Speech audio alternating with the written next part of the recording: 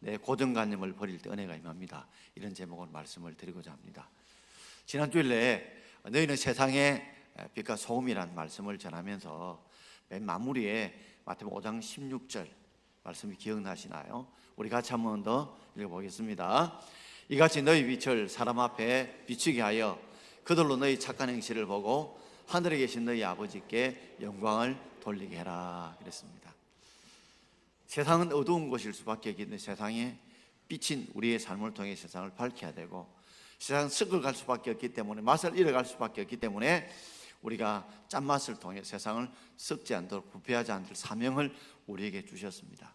그러면서 마무리하면서 너희는 세상의 빛인데 그 빛을 내기 위해서 기름이 녹아 없어져야 되죠. 희생해야 되죠.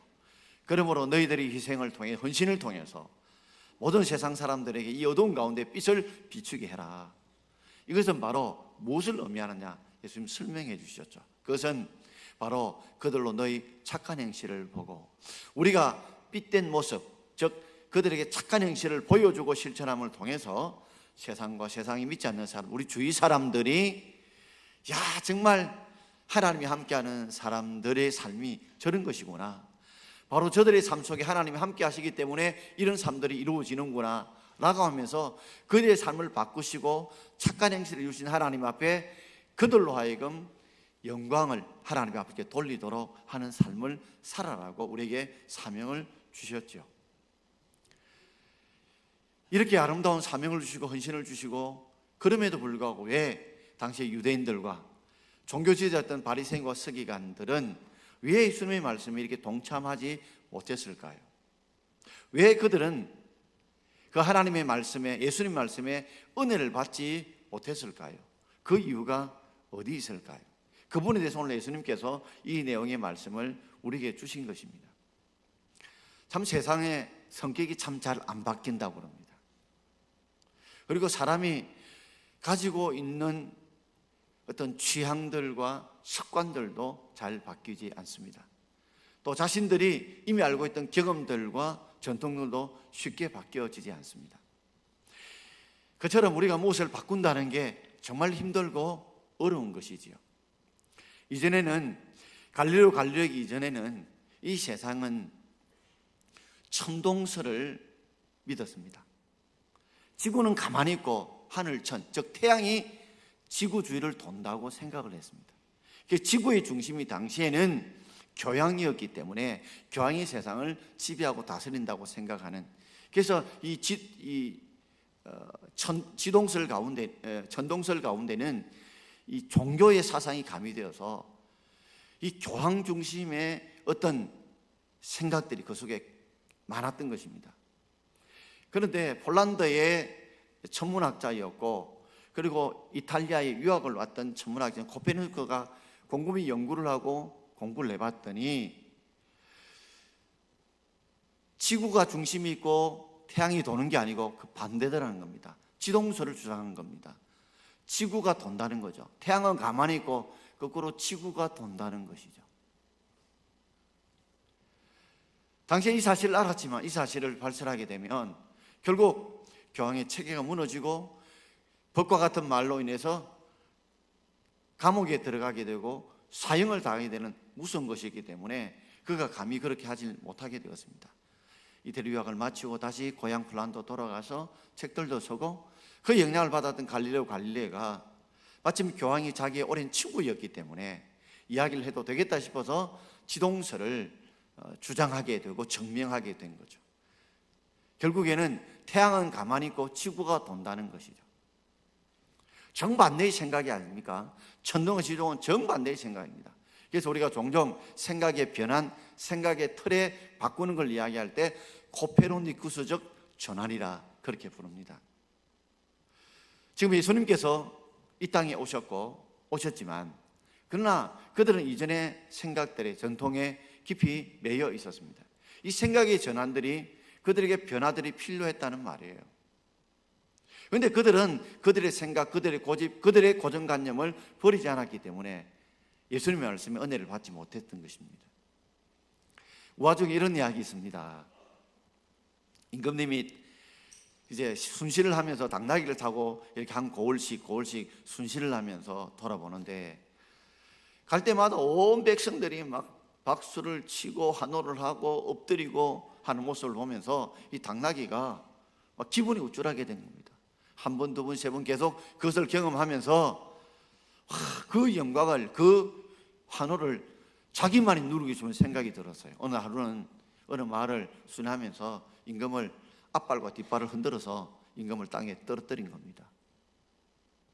그러면 이제 그 환호들이, 그 박수들이, 그 백성들이 엎드려서 부복하는 것들이 다 내게 돌아올 줄 알았지만 오히려 거꾸로 당나귀는 임금님을 떠들림으로 참수되고 말았습니다.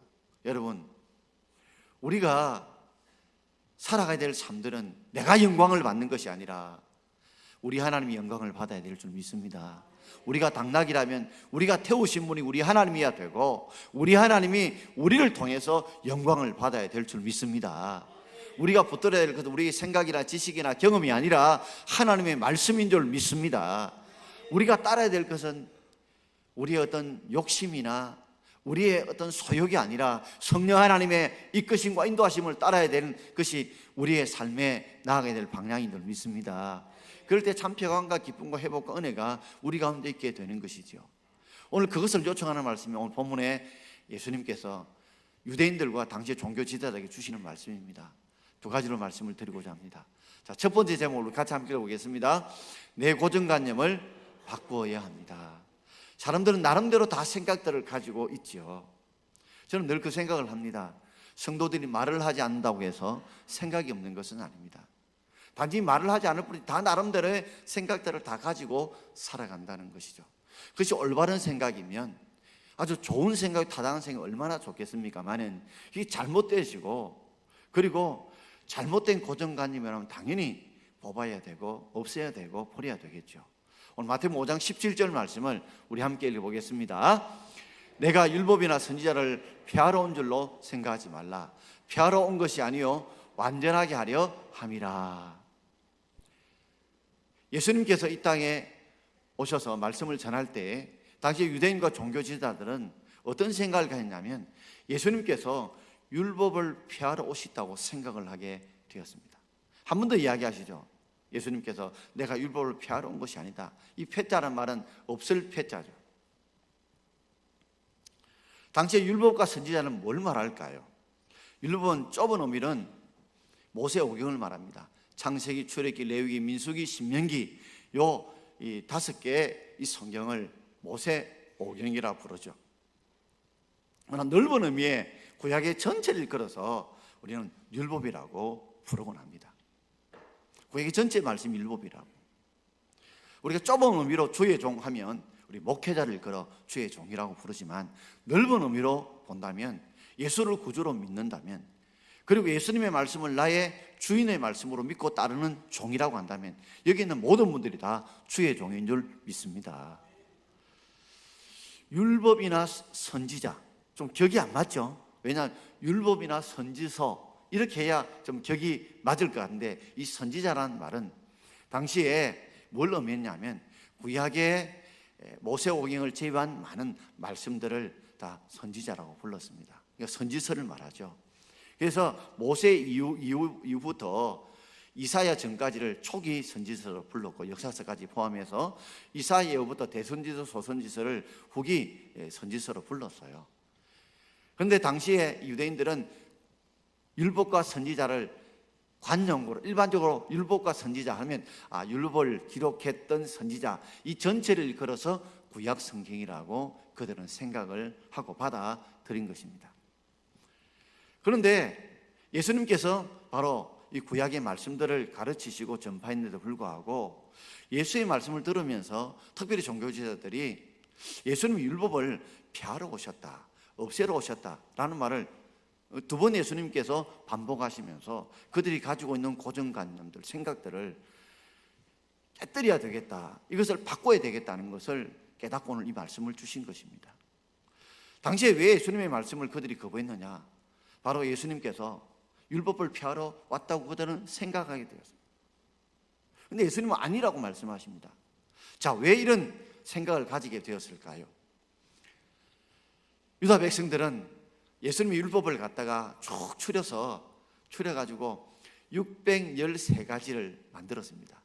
쉽게 말하면 해야 되는 것과 하지 않아야 될 것이 나오듯이 율법을 쪼목쪼목해서 613가지를 만들어서 하지 말아야 될 것 365가지, 나머지 또 해야 될 것 이렇게 나누어서 이것을 전체 율법과 선지라고 생각해서 할 것은 지키고 하지 말 것은 안 지키는 것, 하게 되면 율법을 지키는 것이라고 생각을 하게 되어진 것입니다. 그 중에 하나가 뭐냐면 안식일 규정이라고 생각할 수 있어요. 안식일 보면 안식일에는 아무것도 하지 마라, 안식일은 일하지 말라고 그랬거든요. 그러다 보니 그들은 어떻게 생각을 했냐면 아무 일도 안 할 수 없잖아요. 안식일날 그럼 밥도 먹어야 되죠, 움직여야 되죠, 또 예배당도 가야 되죠. 그러다 보니 그들이 머리를 쓴 겁니다. 또 어떤 옷이 떨어지면 기워야 되니까 바늘 중에서 2땀은 해도 되고 3땀부터는 안식일을 범하는 거다. 무게도 어느 정도는 들면 되고 그 이상을 들면 안식일을 범하는 것이다. 신약 성경에 그 규정 중에 하나가 나오는데 안식일에도 걸어갈 거리를 정해놓은 거예요. 그래서 요 이상을 걸어가면 안식일을 범하는 것이다 해서 성경에 기록이 되는데 사도행 1장 12절에 그 내용이 나오죠. 같이 읽어볼까요? 자들이 감나몬이라는 산으로부터 예루살렘에 들어오니 이 산은 예루살렘에 가기 가까워 안식일에 가기 알맞은 길이라 그랬습니다. 예루살렘 그 뒤편에 감남은 언덕처럼 되어 있는, 동산처럼 되어 있는 산이 있어요. 이 감남산이죠. 또는 감나몬이라고 불러요. 그런데 예루살렘부터 이 감남산까지 거리가 약 1.1km 좀 됩니다. 여기까지는 안식일에 가도 된다는 거죠. 여기까지는 걸어가도 안식일을 범하는 것이 아니고, 그러면 약 1.1km를 더 벗어나서 걸었다 그러면 안식일을 범하는 것입니다. 이게 사람들이 만드는 규정이죠. 문화지요. 근데 예수님께서 율법의 주인이시잖아요. 율법의 주인이시고 율법의 해석자 되신데 예수님이 주신 뜻과 전혀 다른 그런 해석을 가지고 이것을 하면 지키고 저걸 하면 지키지 않는다고 하니까 예수님이 너무 안타까우신 것입니다. 그래서 율법의 참 정신이 뭐냐는 것을 그들에게 바로 깨우쳐 주시고자 하신 것입니다. 그래서 안식일 날 예수님께서 의도적으로 병자들을 고치셨어요. 아니, 안식일에 병자를 고치면 안 되는데 왜 고쳤냐? 예수님을 향해서 안식일을 범한다고, 그래서 율법을 폐하러 왔다고 그렇게 생각을 하셨죠. 그러나 안식일의 본 정신은 바로 인간의 개인적인 욕심을 행하는 것이 아니라 하나님을 경배하고 이웃을 사랑하고 섬기를 위해 우리가 적극적으로 선을 행하는 것이 바로 안식일의 정신이고 안식일의 뜻인 줄 믿습니다. 우리가 우리 개인적인 욕심의 일을 하지 말라는 것이지, 하나님을 섬기고 이웃을 섬기고 사랑하고 베풀고 병든 자를 찾아가고 말씀을 읽고 기도하는 이것은 안식일에 일하지 말라는 의미가 아니라는 것이죠.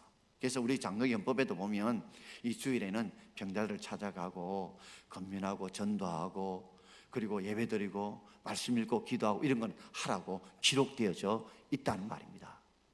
그러니 어떤 데는 출제자의 의도와 달리, 저자의 의도와 달리 자의적으로 해석하고 그렇게 해서 이것을 이 정도만 하면 내가 안식일을 지킨 것이고 이걸 넘어가면 안 지켰다는 것, 다 인간들이 만들었던 잘못된 규정이요 법이라는 것, 그걸 말씀해 놓은 것이죠.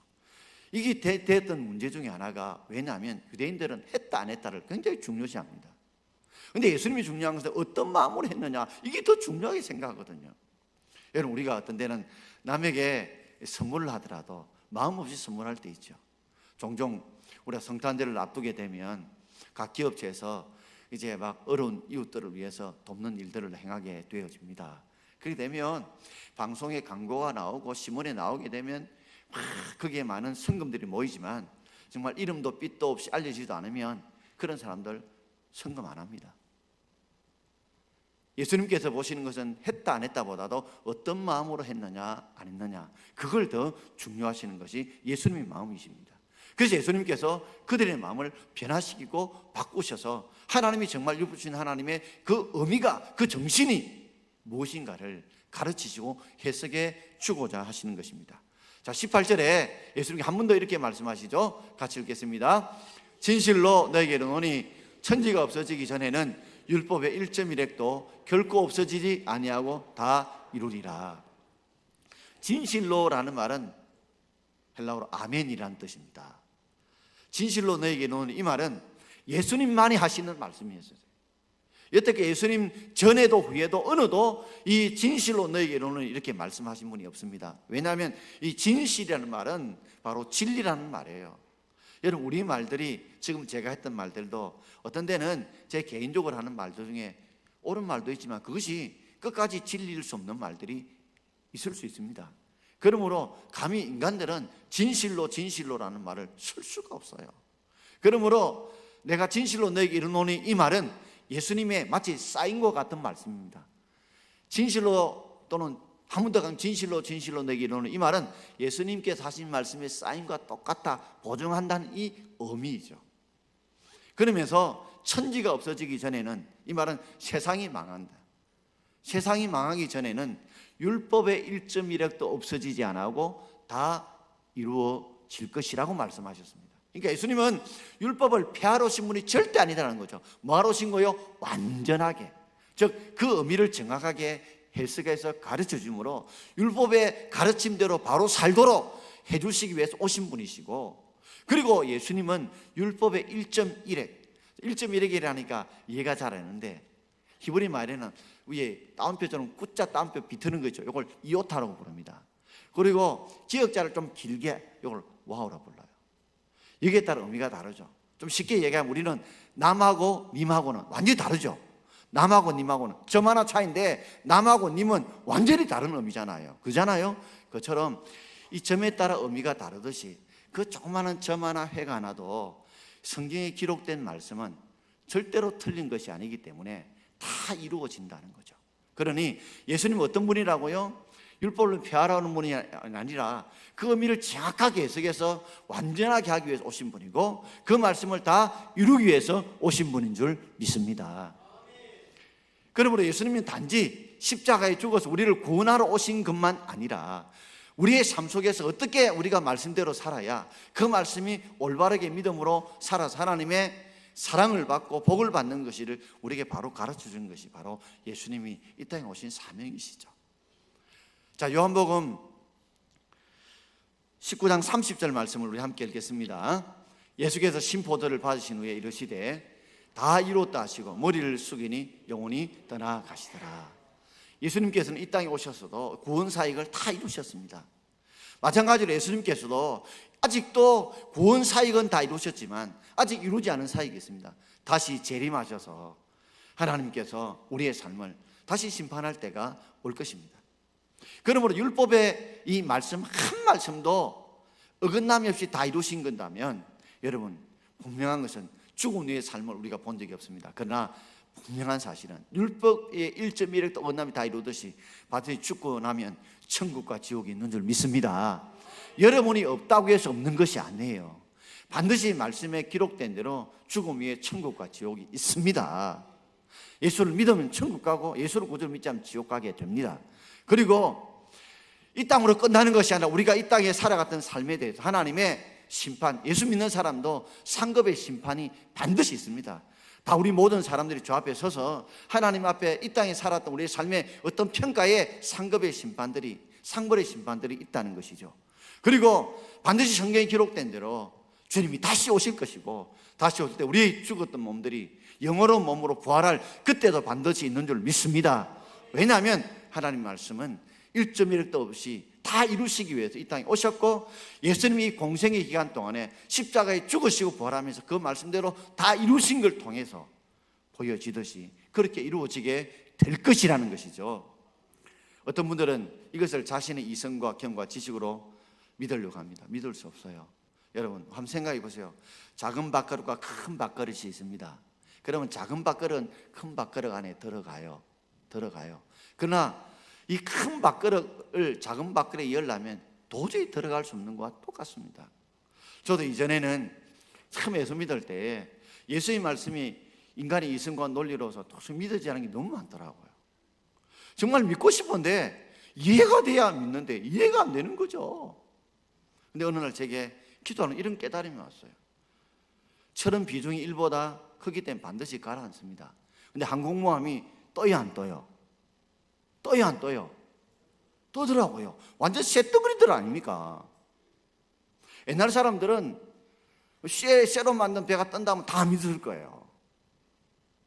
그러니까 인간의 과학이라는 것이 완전한 것이 아니다는 거죠. 그러므로 진짜 완전한 건 하나님 말씀이니까 내가 하나님 말씀을 믿는 삶이 되어야 되겠다라는 걸 깨닫게 됨으로써 성경 말씀을 받아들일 수 있는 은혜를 제게 주셨습니다. 어떤 한 분이 사업을 하시다가 사업이 쫄딱 나가고 결국 빚도 지고 아내도 떠나고 자식도 떠나게 되었어요. 그 하루는 길을 터벅터벅 걸어가는데 마침 그날이 주일이었고 교회 종소리가 들려서 전혀 가본 적도 없는 교회를 들어가게 되었고 예배를 드렸습니다. 그저 아무 생각 없이 그저 예배당에 들어와서 뭔가 끌리듯이 와서 말씀을 듣는데 그날 그 목사님의 말씀의 내용이 이런 말씀이었어요. 하나님께 너무나 달라고 쪼르지 마라. 뭔가 자꾸만 달라고 복을 달라고 쪼르지만 말아라. 그러면서 먼저 하나님께 드리려고 해라. 바치려고 해라. 그럴 때 하나님이 복을 주신다. 자꾸만 거둘 생각만 하지 말고 심을 생각을 해라. 심어야 거두는 은혜와 복을 받게 된다 하는 요지의 말씀이었던 것 같아요. 근데 그날 그 말씀이 그 세상의 모든 것을 잃어버린 폐단병 같은 그분의 마음속에 도전이 된 겁니다. 자기 삶을 가만히 돌아보니까 그저 돈만 벌려고 애썼고, 그리고 베풀고 나누기보다는 자기 것만 챙기려고 애썼고, 그런 삶을 돌아보면서 그러면서 하나님께 복만 달라고 매달렸던 자기의 삶에 회개의 눈물이 쏟아져 나온 것입니다. 그리고 지금 아무것도 가진 것 없지만 남은 생에는 나도 심는 삶을, 나도 주님 앞에 드리는 바치는 삶을 살아야겠다는 결단을 하게 된 거예요. 그리고 호주머니를 열어보니까 호주머니에 동전 몇 푼 있는 걸 나갈 탱금함에 넣고 나갑니다. 그러다가 며칠 있다가 구직하는 곳에서 전화가 왔어요. 일용직인데 좀 험한 일이지만 일할 수 있냐? 그거라도 좋다고. 열심히 일을 해서 한 달 봉급을 받게 되었습니다. 정말 많지 않은 돈이었습니다. 그런데 그것도만 해도 자기 살기에 빡빡한데 마음에 내가 하나님께 심어야 되겠다 싶어서 그가 정말 처음으로 믿음을 다해서 정직하게 11조를 드리고 감사의 물을 드렸어요. 그리고 1년이 흘렀습니다. 그럼에도 불구하고 이 돈 가지고 다 못 살 것 같았는데도 불구하고 그 생활들이 하나님의 때마다 일마다 도와주시고 1년이 지나고 2년이 지나고 3년이 지나면서 점점 직급도 높아지게 되고 봉급도 많아지게 되어지고 빚도 조금씩 갚아가게 되어지고 그리고 은행에 조금 저축도 하게 되어지자 나중에는 아내와 자식들을 그 소식을 듣고 함께 모여 살게 된 거예요. 그 집사님이 너무 감사해서 다시 그 교회를 찾아오고 목사님을 만나서 그때 목사님께서 심어야 거두게 된다는 것을 가르치신 것이 너무 감사하다.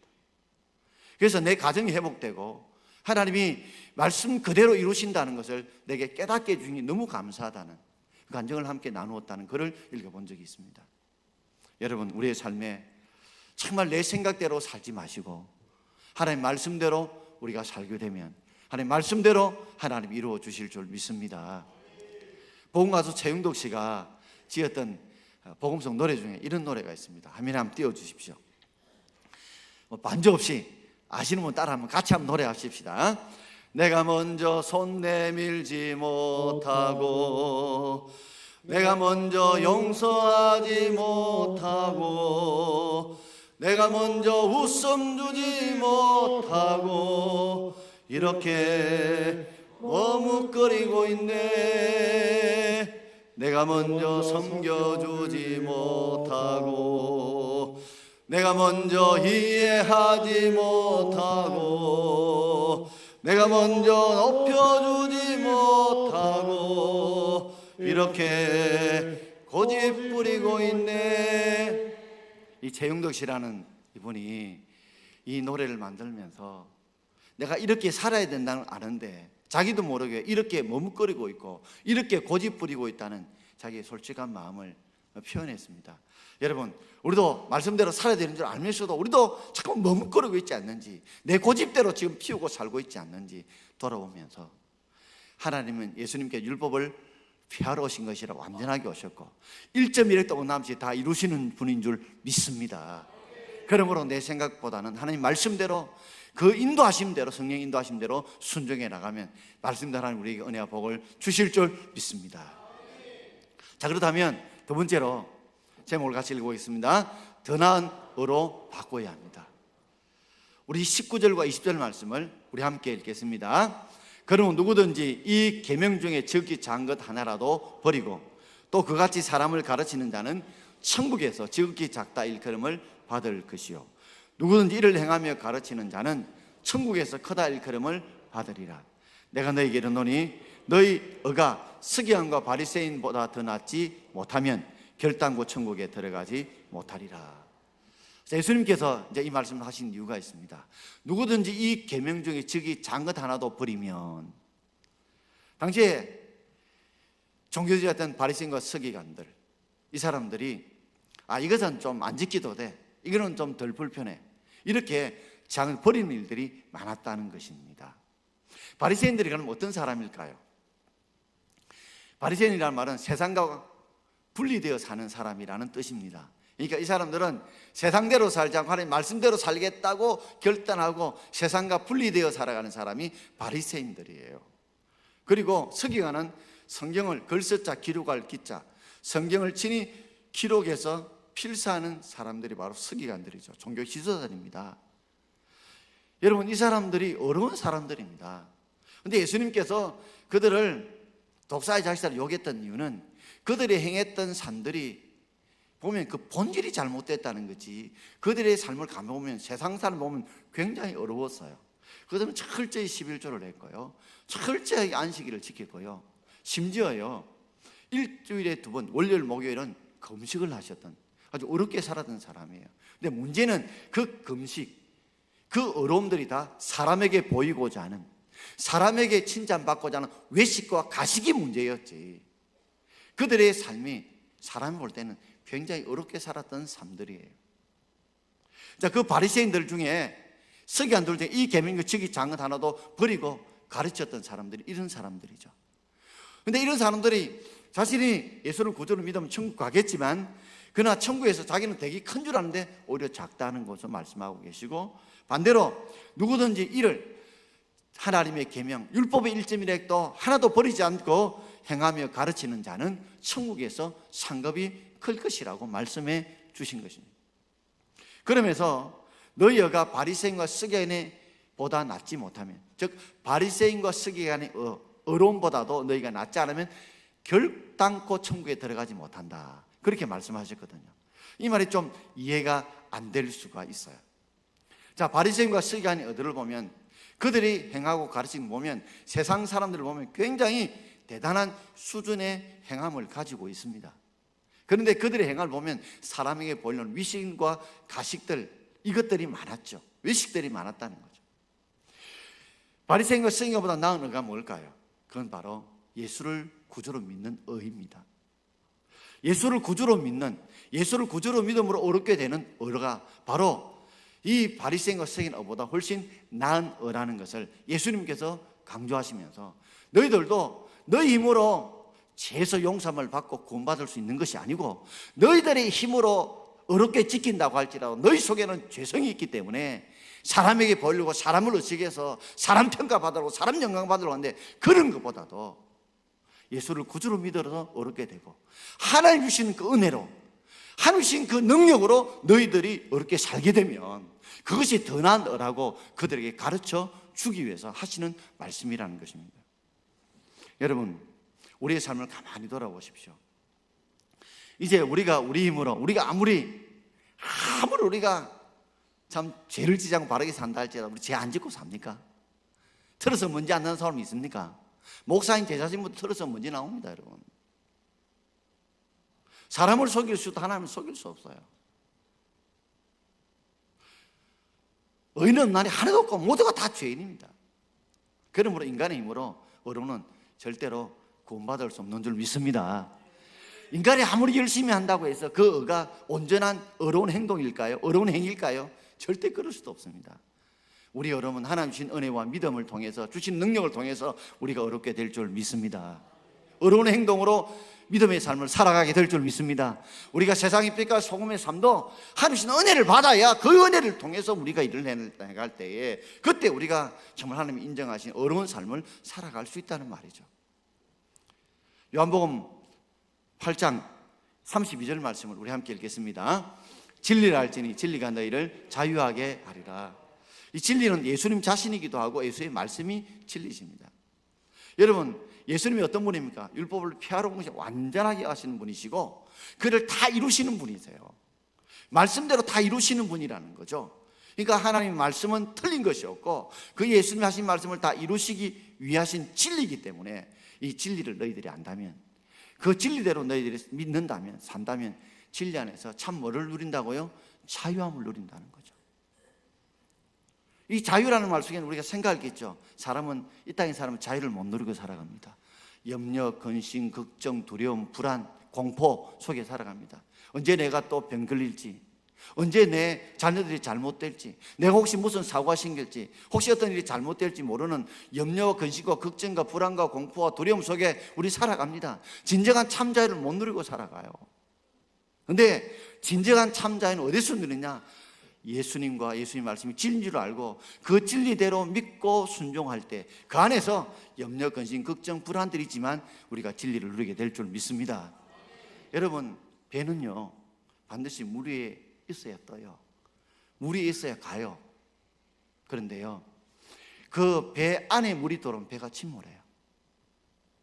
물 위에 떠 있으면 물이 배 안에 들어오면 배가 침몰한다는 말이죠. 그러니까 마치 우리들의 삶도 마찬가지입니다. 배가 항해하는 게 진리라고 한다면, 자유한다고 한다면 늘 우리는 출렁거리는 파도 속에, 배를 삼키는 파도 속에 살아가지만 배에 물이 들어오지 않으면 배는 물을 위해서 항해를 해서 목적지에 가게 되는 것처럼 여러분, 진리 안에서 진리를 바로할 때 진리 안에 자유하게 될 줄 믿습니다. 저는 제가 성경을 쭉 묵상하고 읽어보고 하면서 하나님 우리 인생을 딱 한마디로 표현한 구절이 로마서 8장 28절이라는 걸 깨달았습니다. 하나님을 사랑하는 자, 곧 그의 뜻대로 부르심을 입은 자들에게는 모든 것이 합력하여 선을 이루신다는 말씀입니다. 우리가 하나님의 뜻대로 구원받은 자인 줄 믿습니다. 여러분들이 내가 예수를 믿어야지 해가지고 믿게 된 게 아니라 내가 사모할 때 우리 하나님께서 믿게 해주심으로 하나님을 아버지로, 예수를 구주로 믿게 된 줄 믿습니다. 그런 사람들은 바로 하나님을 사랑하게 되어 있어요. 하나님을 사랑하게 되어 있고, 하나님을 사랑한 자는 분명히 끝까지 하나님을 사랑하면 모든 것이 합력해서 하나님이 선을, 가장 좋은 것을 주시는 분인 줄 믿습니다. 이 구절을 묵상하면서 오늘 성경을 읽다 보니까 아브라함의 생애가 딱 눈에 보이는 거예요. 아브라함의 삶은 갈 바를 알지 못해서 가는 삶 속에서 그까지 말씀에 순종하고 갔지만 어떤 때는 뭐예요? 고난과 역경이 오다 주님을 떠나고 아내를 누이라고 속이고 또 고난과 역경이 있었지만 그래도 끝까지 주님을 사랑할 때 하나님께 이삭을 주시고 그의 삶에 풍성함을 부어주시더라는 거죠.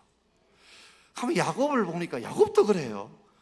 야곱도 얼마나 장교가 많은 사람이에요. 그러나 그 삶 속에서 끝까지 하나님 말씀을 부여잡고 말씀대로 살 때 외삼촌 집에 가가지고 20년 동안 낮에는 더위, 밤에는 추위를 눈부절기로 지냈지만 하나님이 말씀을 지키고 순종할 때, 돌아온다는 대로 순종할 때 지키시고 보살피는 거예요.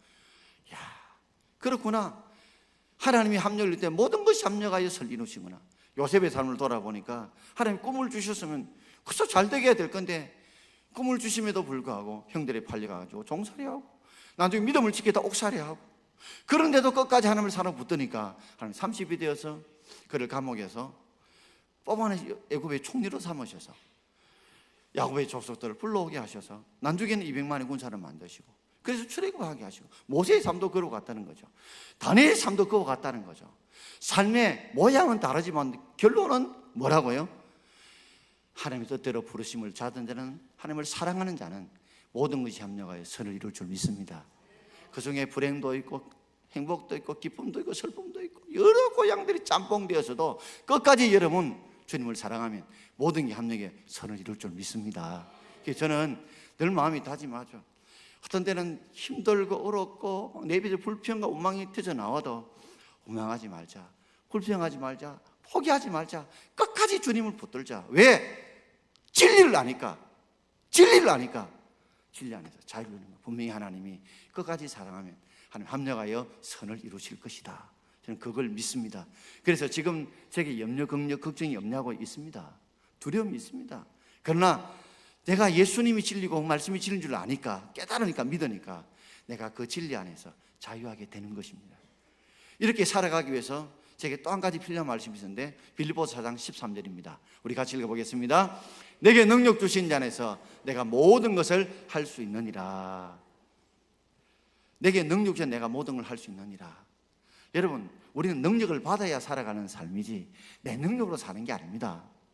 내게 능력 주시는 자 안에서, 이 말은 내게 능력 주시는 주님의 능력을 받을 때에 이 말이죠. 그분이 내게 능력 주실 때, 내 능력을 받을 때에 내가 모든 걸 할 수 있다는 거예요. 빌립보서 4장에 보면 모든 걸 할 수 있다는 말은 어떤 의미에 자족하는 겁니다. 좁은 의미로는 내가 어떤 형편이든지 그 주님이 능력과 은혜만 주신다면, 힘만 주신다면 내가 낙심할 수밖에 없고 좌절할 수밖에 없지만 내가 스스로 만족하고 감사할 수 있는 힘을 그 하나님이 주신다는 것이죠. 넓은 의미로 보면 그런 자족만 있는 것이 아니라 어떤 고난이 오더라 할지라도 우리 하나님이 능력만 주시면 우리가 헤쳐나가고 이겨나가고 견뎌나가게 될 줄 믿습니다. 여러분, 이제는 우리가 하나님의 말씀을 우리가 행해 나갈 때에 바리새인 서기관 유대인들처럼 자기 힘으로 하는 것이 아니라 우리는 뭐요? 내게 능력 주시는 자 안에서 그분의 힘과 능력과 은혜를 받아서 우리가 행해 나가는 삶이 바로 이것이 다른 거예요.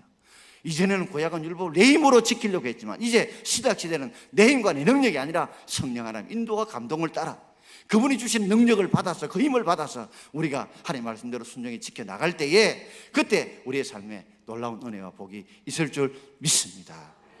다시 한번 더 우리의 삶에 고정관 생명을 버리시고 내 힘으로 살려고 하지 마십시오. 이미 예수를 구주로 믿었다면 여러분의 주인은 우리 주님이십니다. 우리 성령 하나님의 그 능력을 받아서 기도하면서 말씀 붙들고 이 말씀이 1.1도 끝남이 없이 반드시 이룬다는 걸 믿으시고 지금은 힘들더라도 끝까지 주님 사랑하면 합력의 설 이룬다는 걸 믿고 살아가는 복된 저와 여러분 되기를 주의 이름으로 축원합니다.